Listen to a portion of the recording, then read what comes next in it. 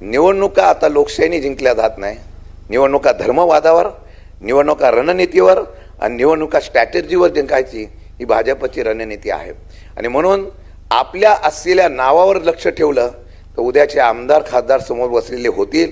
आणि मी खात्रीपूर्वक सांगतो, हा असलेला लावा आहे तो उसळणार आहे. तो 2029ला 100% उसळेल. अमेरिकेच्या असलेल्या ट्रम्पने काय बोललं, कारण आंतरराष्ट्रीय स्तरावर आम्ही सर्व संपलेलो आहोत, कोणाशीही चांगले संबंध राहिलेले नाही. बेरोजगारी, महागाई वगैरे अनेक प्रश्न आहेत.